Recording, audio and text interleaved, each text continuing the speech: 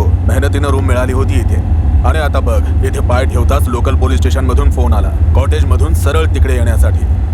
तुम्हा लोकांना कोणी सांगितलं माझ्या कॉटेजचा नंबर द्यायला? नाही सर, आम्ही तुमचा नंबर कोणालाच दिला नाहीये आणि कॉल करून कोणी नंबरही विचारला नाहीये. आणि सर, आम्हाला हे देखील माहित नाहीये की तुम्ही यावेळी कुठे आहात. Hello hello sir, hello.